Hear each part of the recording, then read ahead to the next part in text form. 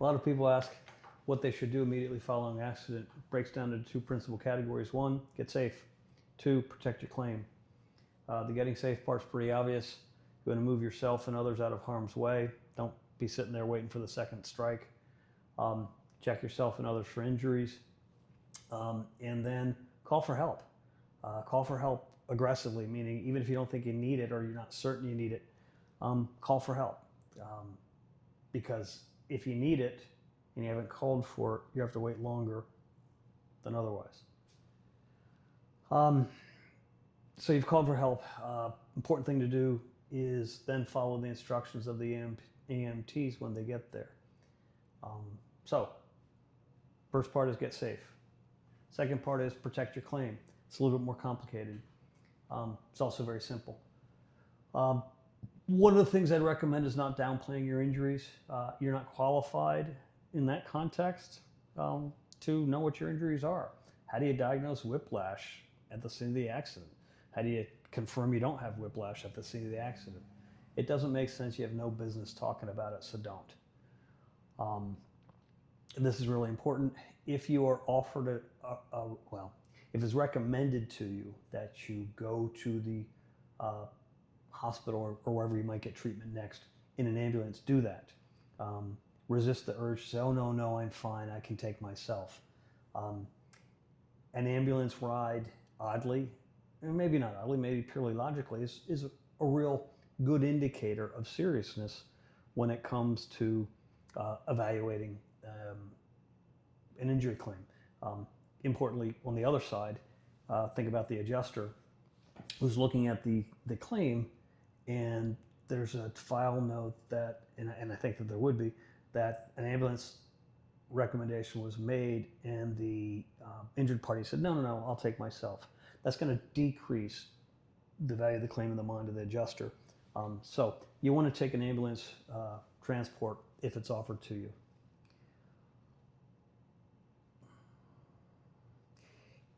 It's really important, in line with that, to assume your injuries are more serious than you think they are.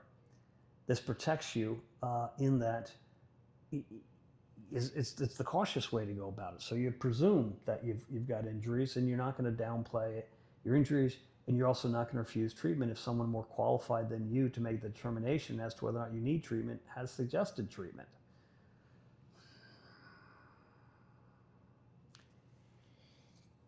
Don't offer any thoughts as to whether or not you or frankly anybody else was at fault. Just stay away from fault. It's not the time for that.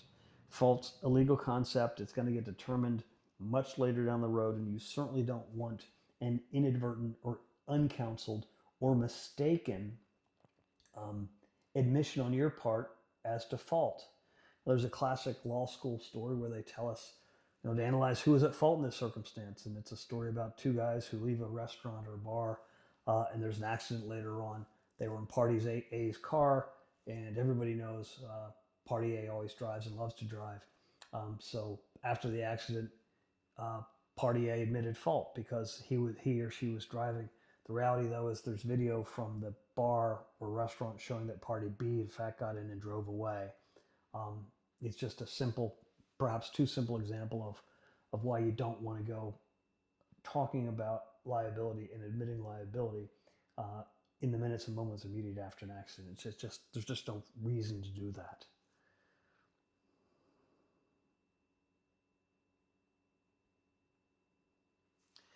At the scene, one of the things that you should do if you're not injured and being carted away, or maybe it's your family member's accident scene that you've come upon because you were called there or something, but it's really useful to take a lot of pictures of everything you can think of at the scene, beginning with, once people are stabilized, any injuries. I would only take injuries of people on my side of the case, though, because I wouldn't be taking pictures of the other people. In any case,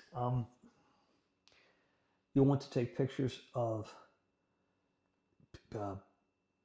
like for an automobile accident, the way the cars are positioned, maybe show where the cars came from, show the conditions on the ground, if it's wet, if it's snowy.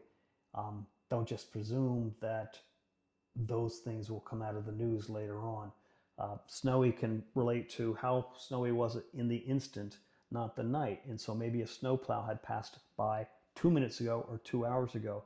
Getting that picture of the scene as it exists as quickly or shortly after the accident as possible will preserve that evidence for later on.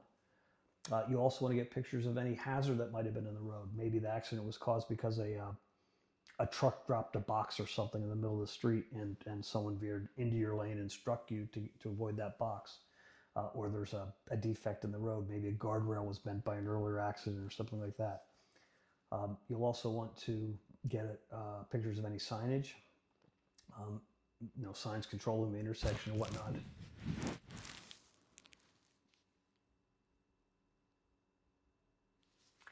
This is a little bit counterintuitive, but it's important. You'll want to take a picture of the other party's identifying information if they give it to you, meaning a picture of the license, picture of the insurance card. It's just far easier to do that and get it right than taking notes. You can take notes as well, but I would also take pictures. I would also take pictures of the license plate. If you have capacity to do it and there's some way to do it, confirm who was actually driving, either because someone tells you they were driving or you have a picture of them, but make sure that you understand who was driving the other vehicle, because that can get fuzzy later on when liability comes into play. If a truck or some kind of commercial vehicle was involved, make sure that if there are identifying numbers on the truck, other than the serial number, like a Department of Transportation number, or a unit number in a company that has a lot of trucks, so truck number 17 or something. But make sure you get that identifying information preserved in a photograph so that that circumstance is less likely to change later on. You should also make handwritten notes or a video or an audio recording, but of your impression of what you're seeing at the scene. Sometimes people respond differently in their thinking when they're writing things down as opposed to just speaking them. I would also recommend putting your camera or your phone on video mode, walking around the scene and just narrating what you see. It's likely that you'll come up with things that you wouldn't otherwise think to memorialize, because it's the nature of walking around. Now you're telling a story. So make that story work for you and tell that story about what you're seeing at the scene.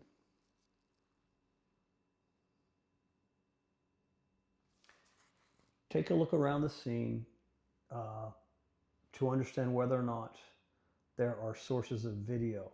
Certainly your own dash cam can help, or if you see a dash cam on the other car.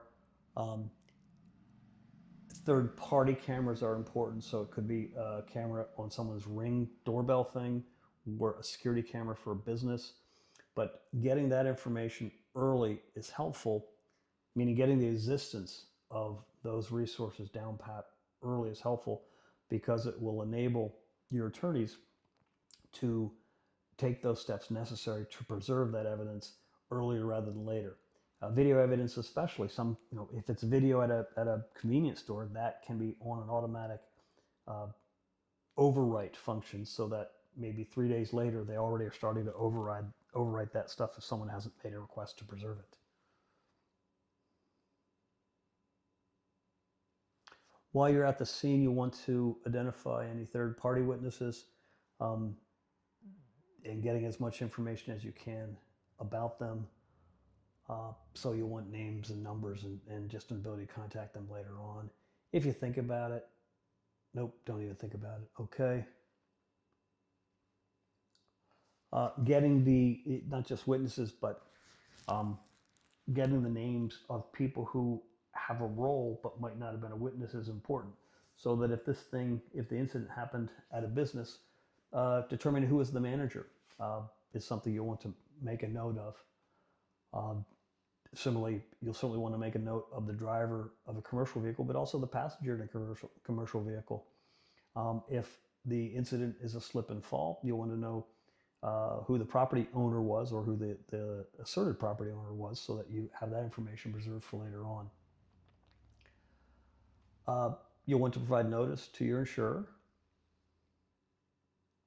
You don't want to ever frankly, to talk on a recorded line, what's likely to happen is the insurance adjuster for the other side, if it's an automobile accident where that's relevant, is likely to call you, and they're perfectly entitled to call you, and they will often ask to speak to you on a recorded line.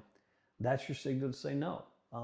You don't have any business speaking on a recorded line or giving a recorded statement until you have counsel, because what you say can impact you legally, and you're entitled, I mean, not under the Fifth Amendment necessarily, but you're entitled to protect yourself here, and you're entitled to wait to speak to the insurance company until you've gotten the benefit of counsel. So do that.